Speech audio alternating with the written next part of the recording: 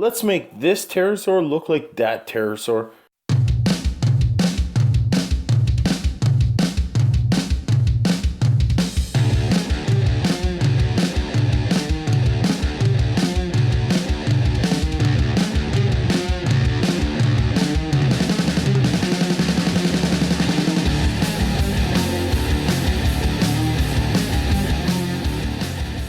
There's no tough stuff going on here. I want everybody to be able to do this.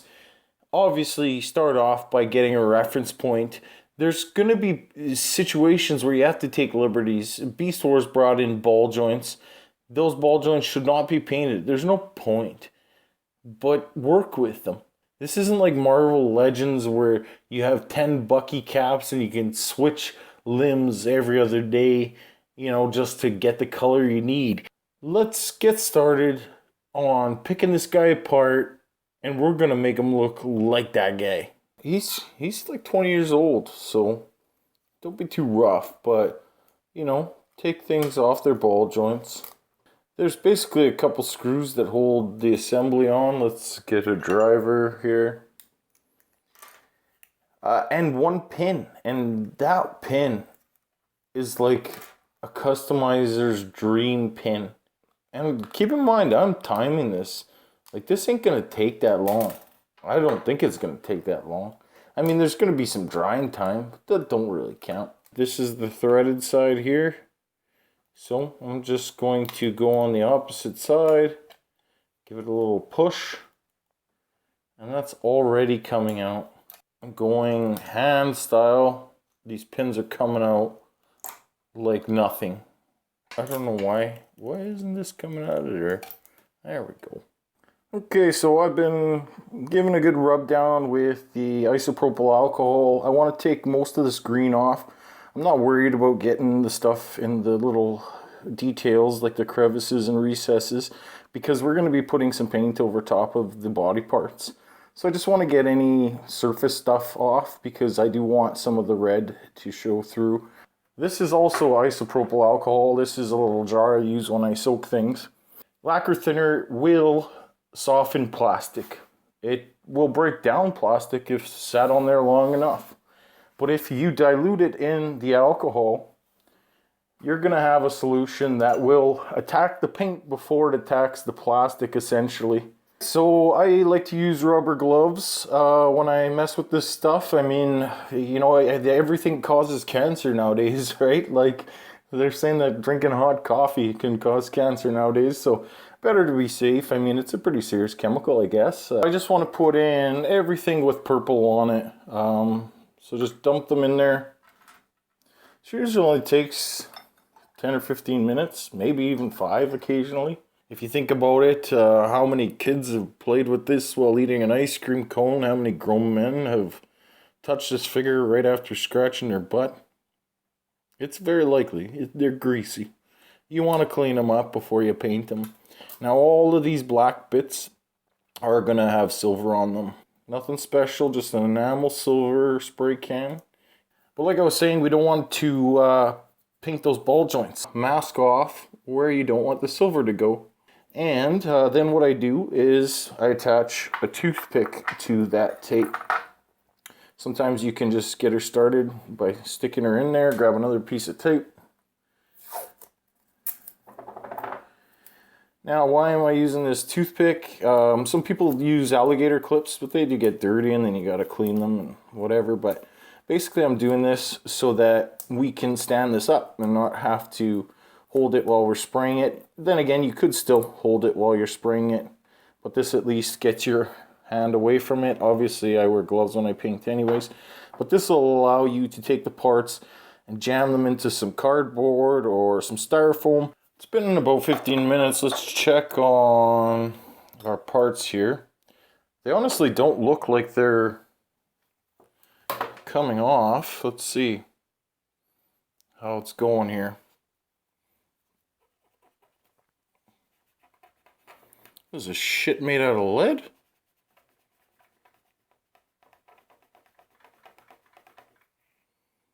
Yeah, barely getting anything off.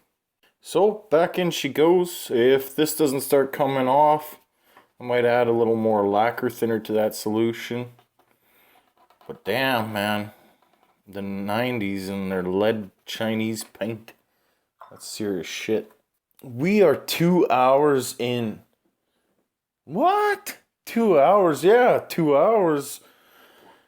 The paint removal didn't go as easy as I thought. In fact, it was the hardest paint I've ever tried to remove. If you want my suggestion, don't remove the paint over it. It was a lot of work. I had to add some more of that lacquer thinner and scrub and scrub and scrub. It did come off, but that took like 45 minutes alone. I'm just pointing that out again because I want this to be easy to do. I've also painted his beak yellow. Before I get into the hand painting bits, I just wanted to remind you that you should save caps, squirt bottles, water bottles, money shot. Yeah, save these things. These are great things to mix up your paint for hand painting. If you don't have to mix it up, just work them right out of the bottle. But yeah, that's what those are. You're going to have to trust me on this one, but I painted this whole thing silver. This is the spine, and it is beast mode. It will show up on the top here. I'm going to paint it pure brown on the top only, nothing else, okay? This is kind of hard to shoot, but I'm just putting some silver on these little toe bits. If you check out the screen caps, he's got silver on these toe bits. Next part, take one of these water bottle caps. Did you know that water bottles were invented by Sebastian Buttel, a German fellow, in, what was it, 1812. You don't hear much about it. He doesn't get as much attention as he may deserve. I'm just putting some brown into that cap, and I'm gonna open up some enamel thinner. 1 drop is plenty. Stir it up. You just kind of want to thin down your paint enough so that it'll be easy to remove. I'll get more into that once we get this on the figure. Now what we're gonna do is we're gonna paint every part that you see that has green. The last thing you want to do is be tidy at this point. This is the fun part.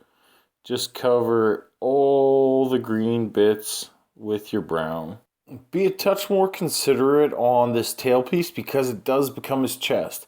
And in the show, he had basically a light streak of coloration down the chest. Nothing serious, so just don't go too wide on this little bit. Real fine brush now, and some stark ass white.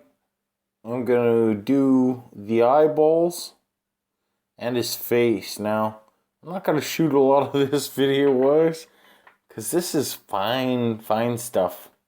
Now, I guess you could just continue using that white, but I'm gonna use an ivory for his claws and his teeth. I don't imagine a Decepticon has very good dental hygiene, so pure white, probably not the best bet. I know I'm gonna sound like a broken record, but clean every possible spot you can before you paint it. It's just gonna make the paint adhere so much better. See, there's air razor in his teeth. Paint ain't gonna stick with air razor in his teeth. And welcome Ironhide. Everybody say welcome to Ironhide.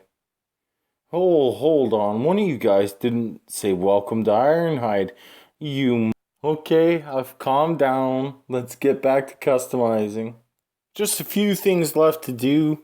So let's do a couple of the fun ones, the kind of shitty one, and then a fun one to kill it off. Let's grab one of these toothpicks.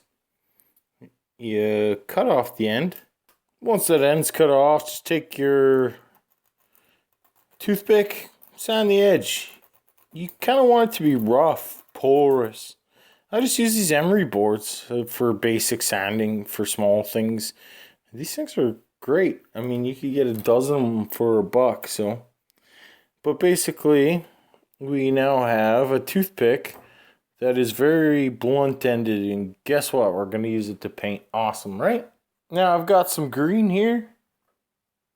Just take some green, put it on the end of the toothpick, dab it off on whatever surface you want to. You just kind of want it to soak into the toothpick, because guess what? That's going to make a perfect eyeball. And guess who's getting the eyeball? I'm a silly fucker. I don't know why I have a YouTube channel. I'm just a silly fucker. Now what you try to do when you're dabbing this is dab the table or whatever surface and see what makes a nice circle. You know, how much paint do you need? How many times do you need to tap? That was perfect. One tap. Find your spot. Find your angle.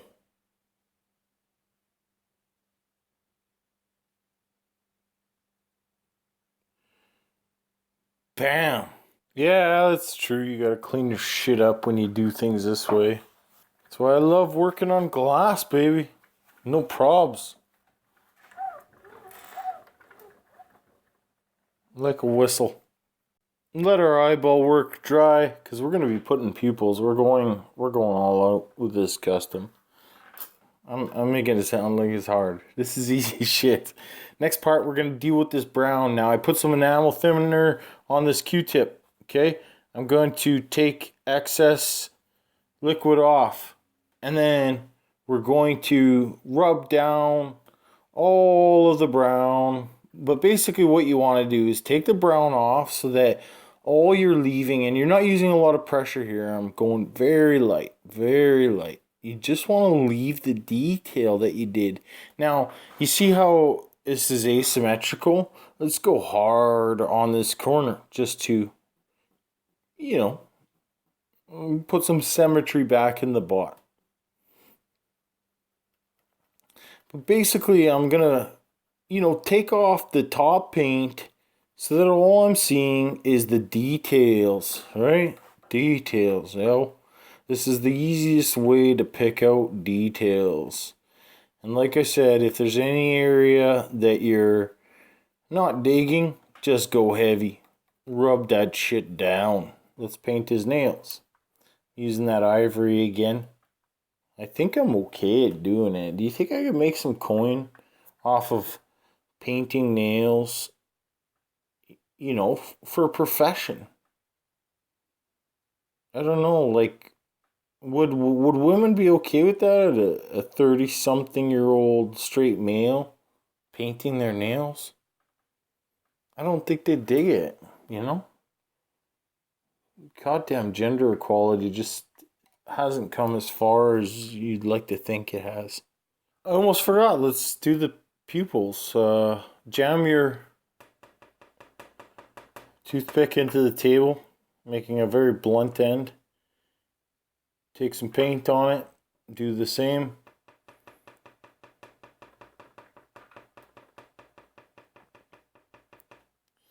And give him a pupil. Try to put it to the front of the eyeball, because on this guy you're going to want him looking forward, right?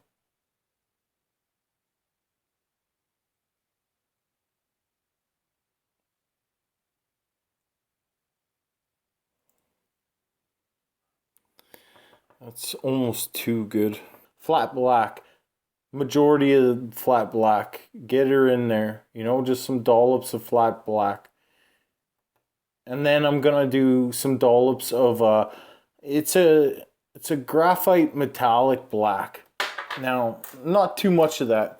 All that is to add some sheen that you would see there.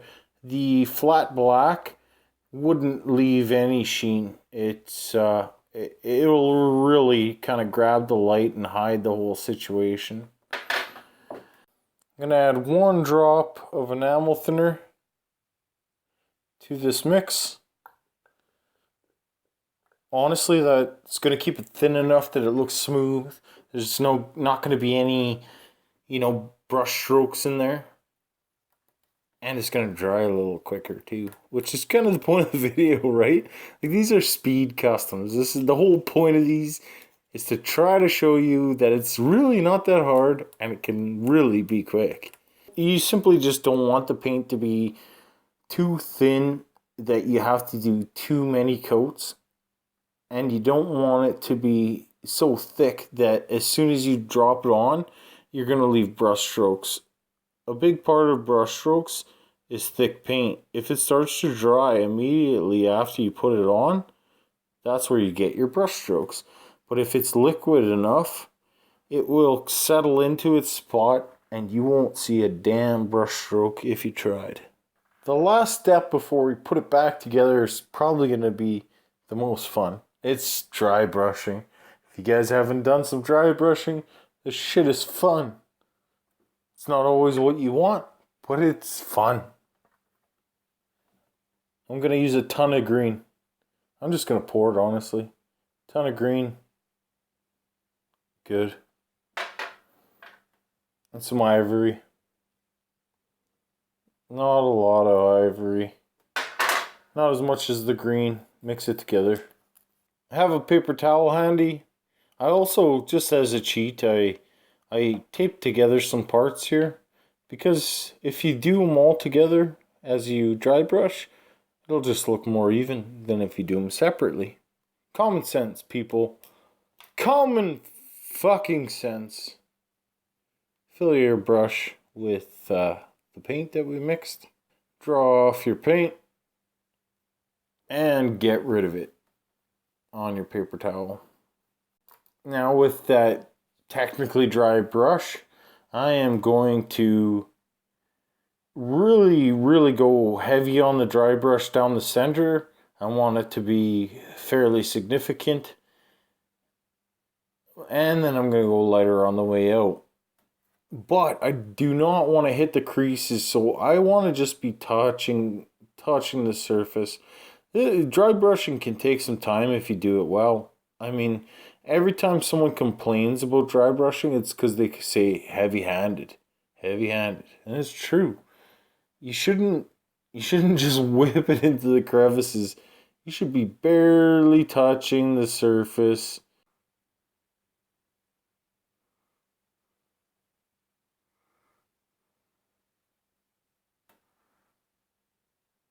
Painting is done. Go get some sleep. We'll put it together tomorrow. Why would you want to touch this shit while it's tacky? Just don't touch it. I guess it would be in our best interests to put it back together. I have 3 pins that are exactly the same length. One slightly longer and a long son of a bitch. I'm going to get rid of this slightly longer one right out of the gate. That connects his lower half with what will be his chest / tail when he's in alt mode.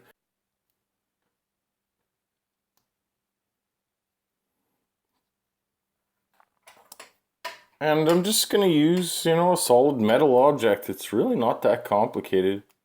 Find a solid area to hold onto your figure before you push in that pin. The last thing you want to do is grab a weak piece of plastic, like a hinge point or whatever, before you push that pin in. But yeah, that's it back on there. Sometimes you have to piss about to actually get it to fit in there, but once you get it in there, all you gotta do is grab, a solid punch tool. The last pin takes a touch more thought, but I got your back, yo. You don't even have to think. I'm gonna show you how to do it. So take the stuff we put together so far, line up what's gonna be his alt mode, right? And then just kind of swivel it around so that you get it in the orientation that it would be in robot mode, right? So that's where you want it to be. And then we're going to put the spring and pin in. The spring has a recessed side. You could clearly see it right there. The other side is not recessed whatsoever. So that's where you want to put the spring. So we're going to load that spring in and get this all done. It takes a second. Fat fingers, you know? Sausages. What can we do with these sausages?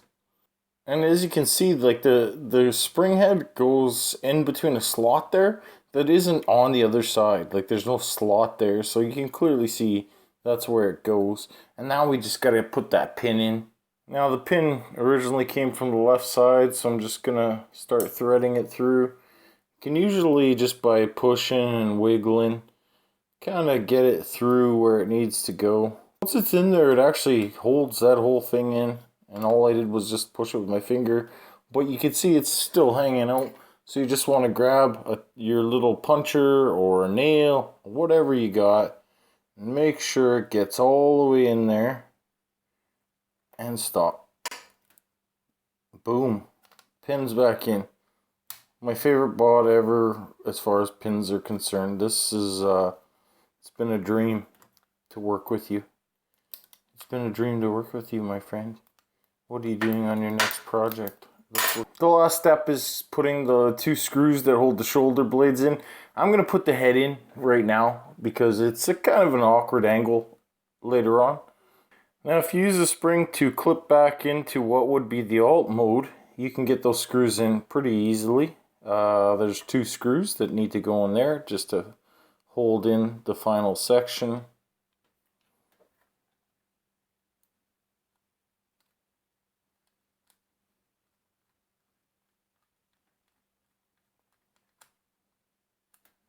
Super easy, man.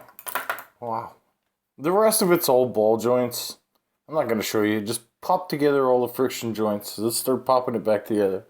The finished product. I hope you guys like it. I'll be honest, if I could do it over again, I'd probably do some mods to try to keep his feet from below his neck there. But again, the whole point of this series is to do easy, simple stuff. Let's try to get some close-ups of his face. But there's his face and beak. I guess I could have, highlighted his nostrils. And I'll give you the time now. It was 3 hours and 45 minutes or so. And this is what I've got. Let's transform him and get a look at him in his robot mode. This is bot mode. I think he looks pretty cool. I will point out some things that I don't think worked out too well. And one thing that I just think was a bad decision, removing that paint, it was a lot of work. I'd probably just paint over it if I had to do it again. I think it's worth what it looks like, but that was like an hour worth of work just to get down to the plastic. The second thing is all the black parts on this bot. There's so many mold lines on this figure for those black pieces. And I didn't really pick them up because they were black. I didn't realize how egregious they were, how significant they were. So if I had to do it again, I would have taken all those black parts and sanded them down. You'll notice when we do some close-ups that you're going to see some rough spots. And the last thing that I think I would have done over again is on his face. He has just a plain mouth slit. And I think I would have carved an actual open mouth. Terrorsaur is a very vocal character in the show. He's always complaining or whining, what have you. So I think that's another thing I would have done is tried to give him an open mouth instead of just his straightforward mouth slit there. But I think he turned out pretty cool otherwise. I mean, I don't know why I kind of like it, and you don't even really see it, but I like how his spine looks metallic, right? Like, he's a robot, so that spine should be. You can see some of those seams I'm talking about, how they stand out so much now because they're on silver. Like, wow, I really wish I tried to sand those down a little more before I painted them. I mean, just look around his shoulders, you can see so many rough edges. That's Beast Wars Terrorsaur. Hope you guys liked it. Let me know if you think it was worth over 3 hours. It was nearly 4 hours of work. I think he does look better in the collection, so I'll put that at the end of the video, so stick around for that. Thanks for watching, guys. I'll see you soon.